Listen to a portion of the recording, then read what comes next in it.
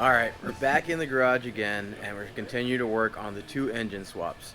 A little bit of a backstory and the reason why we're doing all this. I didn't really mention it in the first video. I did a little bit, but not the backstory. So, for the RV, the reason we're taking that engine out is because it's 22RE, it's inline 4-cylinder, and it doesn't really have the power necessary to be pulling this huge RV. I mean, that engine is really meant for a mini truck and some of the first gen 4Runners.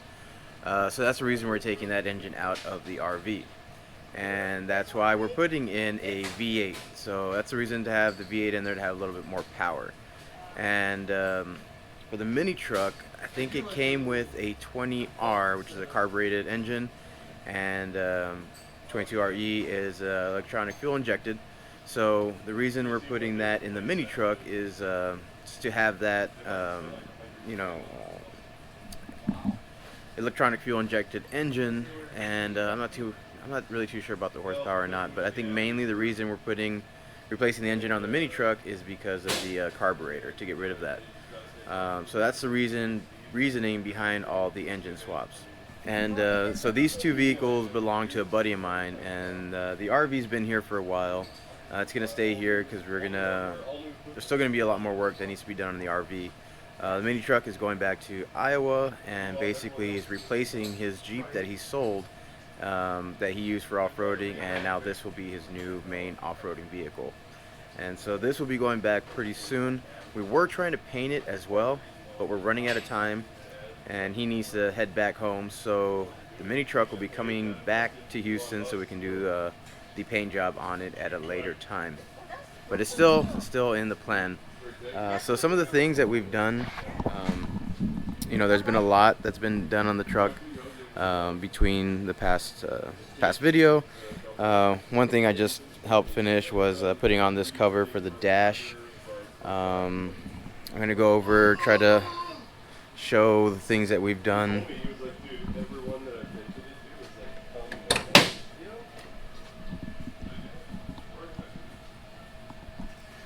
Now, I remember I shot this interior on the first video, and this seat was actually reupholstered months ago.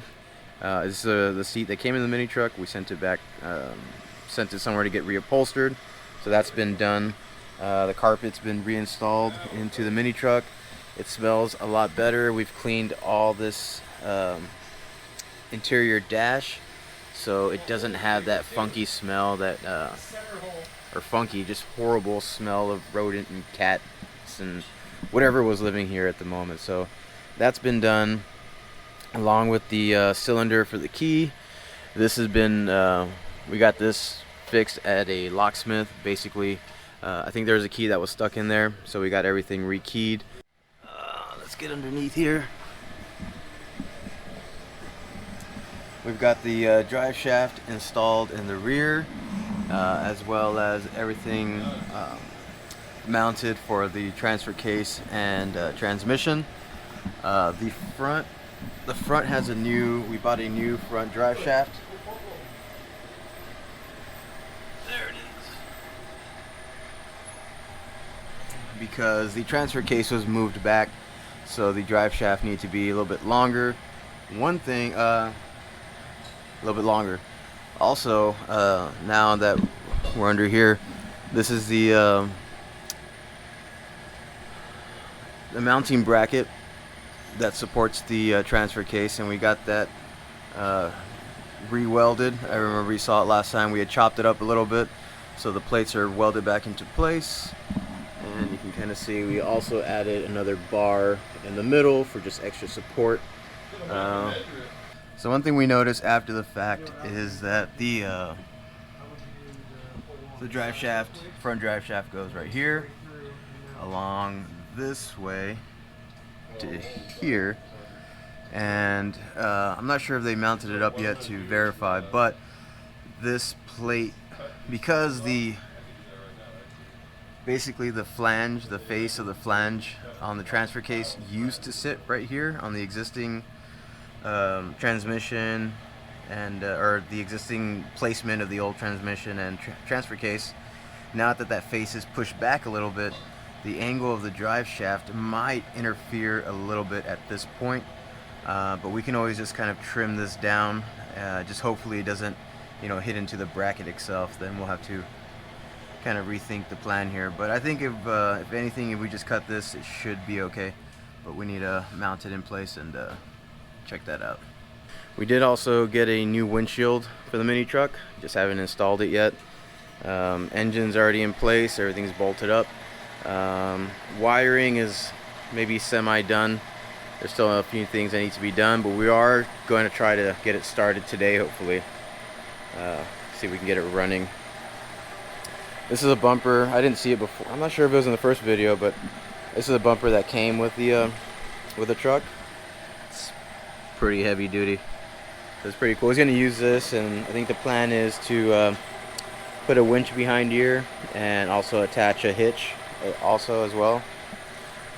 That's something that's, I think right now the main thing for this truck is to get it running, because it does have to go back to Iowa pretty soon, and we want to get it moving under its own power.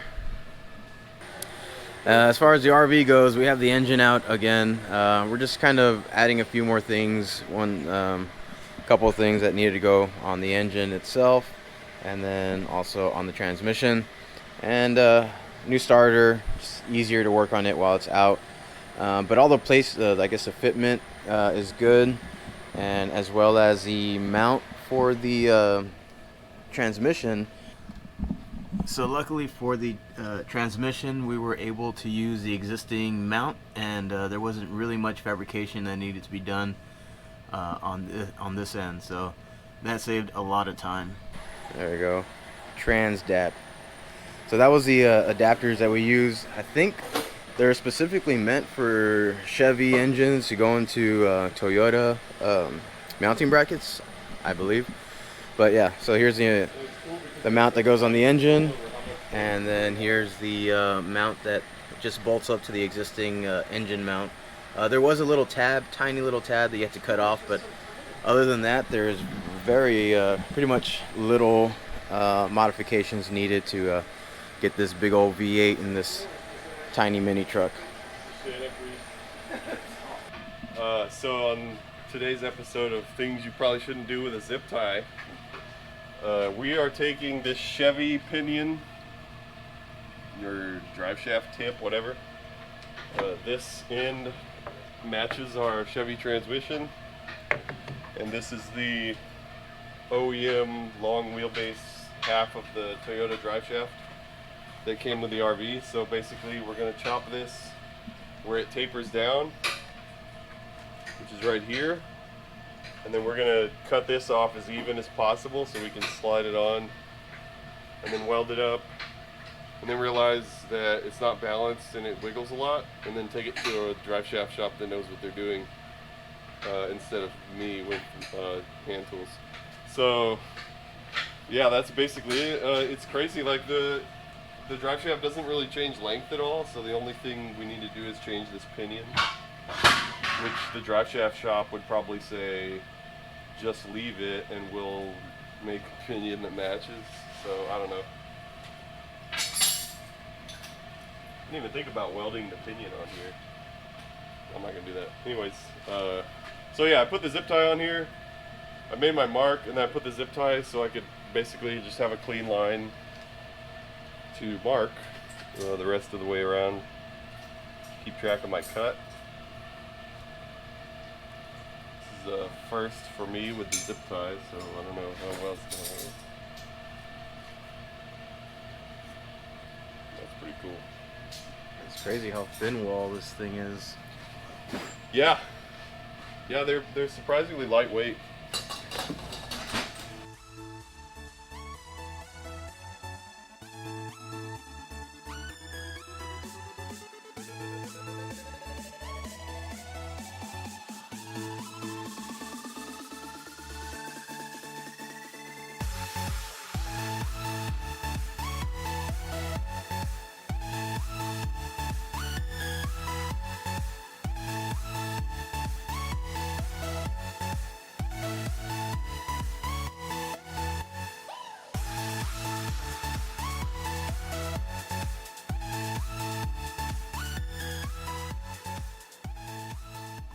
Yeah?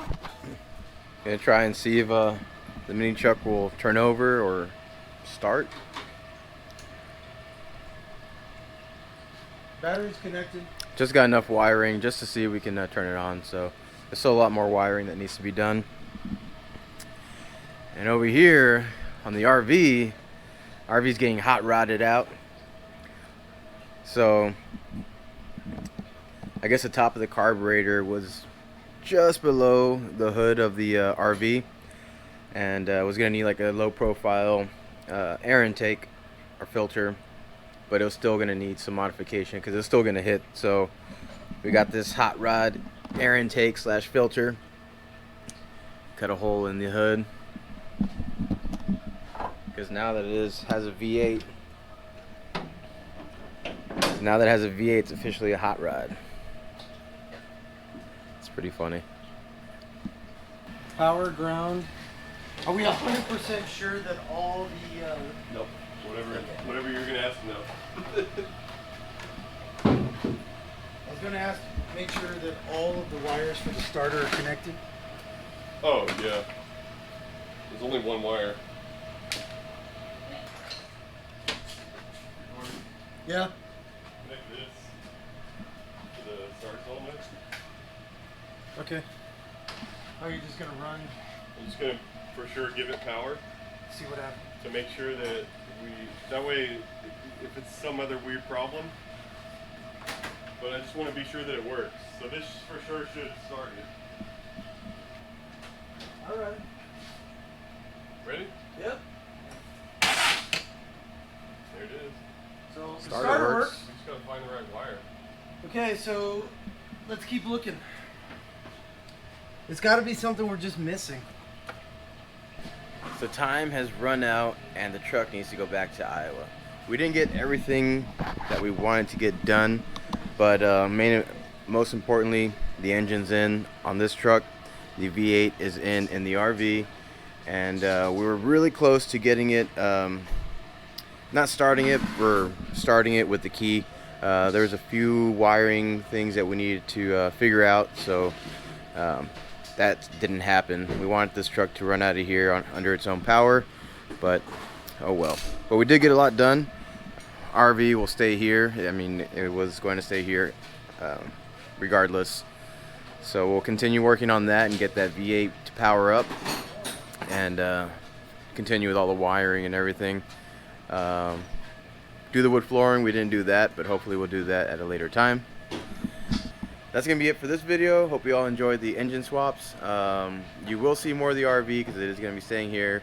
Unfortunately, the mini truck is leaving, but we will see it again for sure. We're going to be painting it again. It's going to be the same color as it is right now, and so we'll see it again when we paint it, and then as well as this will be his new off-road truck, which you've probably seen a Jeep in our videos off-roading, and this mini truck will be replacing the Jeep. So check y'all later. Hope y'all enjoyed. Check y'all later.